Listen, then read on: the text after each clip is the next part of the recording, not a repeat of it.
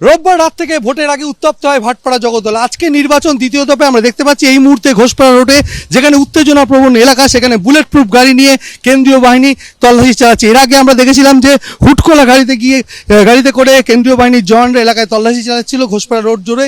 এখন এই মুহূর্তে আমরা দেখতে পাচ্ছি জগদ্দলের মেঘনা জুট মিলের কাছে বুলেট প্রুফ গাড়ি, সেই বুলেট প্রুফ গাড়ি নিয়ে কেন্দ্রীয় বাহিনীর জওয়ানরা তারা তল্লাশি টহল দিচ্ছে।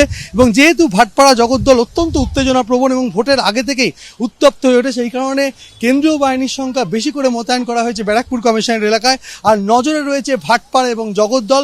কমিশন যাতে ভয়মুক্ত ভোট করা যায়, যাতে কোনো উত্তেজনা না ঘটে, যাতে ঘটনাবিহীন নির্বাচন হয়, তার জন্য সদা সচেষ্ট। আর সেই কারণেই আমরা এই মুহূর্তে দেখতে পাচ্ছি সিআরপিএফ এর একটি বুলেট প্রুফ গাড়ি নিয়ে আসা হয়েছে এবং সেই গাড়ি ঘোষপাড়া রোড জুড়ে তল্লাশি চালানো হচ্ছে।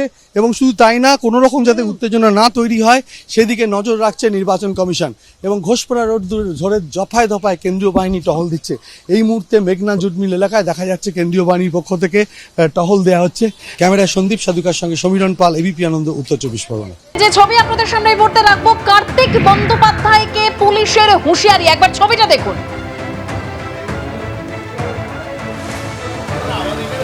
কোনো অফিসেই 4 জনের বেশি থাকবে না আজকে, এটা একদম ইলেকশন কমিশনের নিয়ম। আর যেহেতু 134 4 জনের বেশি কোথাও কেউ থাকবে না আজকে দিনে। ঠিক আছে, তুমি চলে যাও 4 জনের বেশি কেউ কোথাও থাকবে না। আমাদের সঙ্গে আমাদের প্রতিনিধি কৃষ্ণেন্দু অধিকার এই মুহূর্তে সরাসরি রয়েছেন। কৃষ্ণেন্দু, আমরা দেখতে পেলাম একেবারে পুলিশের তরফে সতর্ক করা হচ্ছে কার্তিক বন্দ্যোপাধ্যায়কে। একদমই তাই, সবে ভোট শুরু হয়েছে এবং আমরা যেখানে দাঁড়িয়ে আছি এবং ঘটনাস্থল সেখানে হচ্ছে আমার একদম পিছনে অভিষেক বন্দ্যোপাধ্যায়ের অফিস। অভিষেক বন্দ্যোপাধ্যায় এখানে থাকেন এবং তার ঠিক পাশেই মমতা বন্দ্যোপাধ্যায়ের বাড়ি। মমতা বন্দ্যোপাধ্যায়ের বাড়ির গলি পটুয়াপাড়া লেন, একদম মমতা বন্দ্যোপাধ্যায়ের বাড়ির ঢিলছোড়া দূরত্ব, অভিষেক বন্দ্যোপাধ্যায়ের অফিসের ঢিলছোড়া দূরত্ব। সেখানে এই 73 নম্বর ওয়ার্ড, যেখানে মমতা বন্দ্যোপাধ্যায়ের ভাইয়ের বউ সেখানকার কাউন্সিলর, এই গলিতে সামনেই মমতা বন্দ্যোপাধ্যায়ের বাড়ি। ঠিক সেই জায়গায় পুলিশ হুঁশিয়ারি দিচ্ছেন মমতা বন্দ্যোপাধ্যায়ের ভাইকে। এখানে আমরা দেখতে পাচ্ছি কার্তিক বন্দ্যোপাধ্যায় সহ তৃণমূলের কর্মীরা আছেন, তাদের কাছে কিছুক্ষণ আগে পুলিশ এসে একদম সরাসরি হুঁশিয়ারি দিচ্ছেন যে এখানে কোনো মতে 4 জনের বেশি বসা যাবে না। যদি এখনো 4 জন তারা বসে আছেন, কার্তিক দা, পুলিশ এসে একদম স্পষ্ট বলছেন এখানে বসা যাবে না। এই দক্ষিণ কলকাতায় আপনাদের গড় এটা, সেখানে এই ভোটের একদম শুরুতে এরকম মুখোমুখি হতে হচ্ছে, কি বলবেন?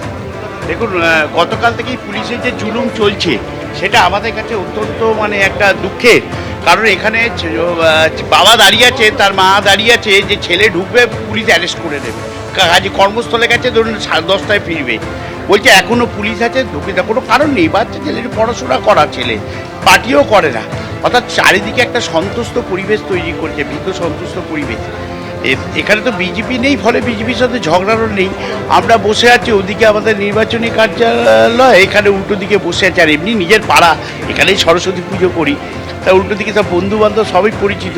তা ভোটের দিন তো একটা উৎসবের চেয়ার নেয়, তা আমরা বসে আছি 4-5 জন 6 জন। পুলিশ এসে থ্রেট করছে, আনলাম থ্রেট করছে, করুন, কিন্তু ভোট তো দেবে মানুষ। আমি বিশ্বাস আছে, আমি অ্যাভয়েড করলাম অশান্তিটাকে। পুলিশ যে ভাষায় কথা বলছে, কাল এইসব জায়গায় সাজোয়া গাড়ি।